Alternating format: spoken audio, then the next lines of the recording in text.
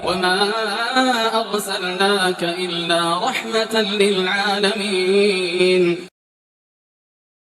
Kemudian ketika sudah dilahirkan, disyukuri, kemudian ditahnik, gitu kan. Poin selanjutnya adalah menyusui. Ya, jadi seorang wanita harus mau menyusui anaknya. Sebagian para ibu sekarang enggan untuk menyusui anaknya dengan air susunya, tapi lebih suka menggantinya dengan air susu produk pabrik.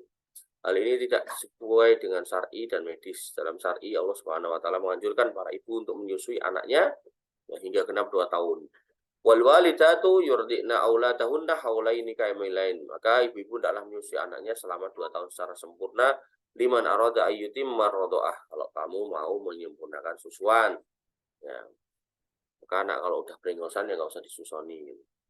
Ayat ini memberikan kepada kita beberapa hukum. Satu, sebaik-baik waktu persusuan adalah 2 tahun pertama secara sempurna.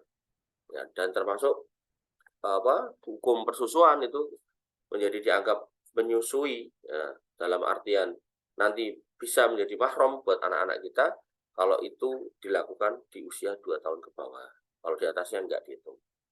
Apabila orang tua bersepakat untuk menyapih anaknya kurang dari 2 tahun, maka hukumnya boleh. Setahun aja lah, nyusonilah. Ya, nggak apa-apa.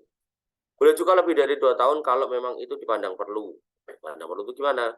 2 tahun kok masih kurus itu kan, perlu disusuni, gitu. Kasih susu gitu. Ya, Allah ta'ala alam.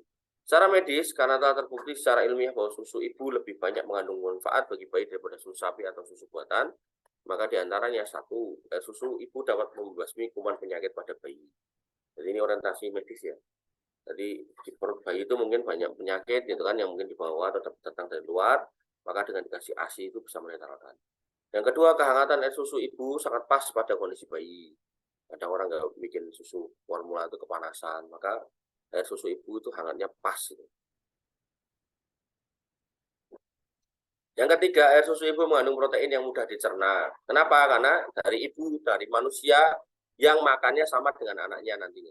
Tapi kalau dari sapi kan makannya rumput gitu. Nah, maka protein di dalam susu sapi itu beda dengan susu ibu. Yang keempat, menjaga anak dari penyakit demam dan lainnya. Yang kelima, berpengaruh pada hubungan psikologis antara anak dan ibu.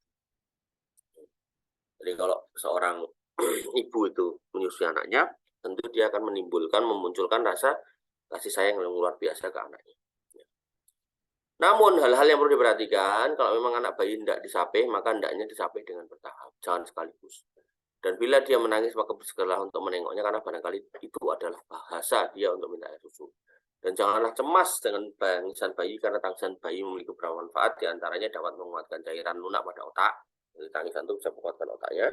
Kemudian dapat melebarkan saluran pernafasan dan juga menguatkan otot-otot pada tulang. Kalau bayi yang nangis ya biasa aja, nggak usah kemudian heboh. Ya barangkali lapar kasih susu.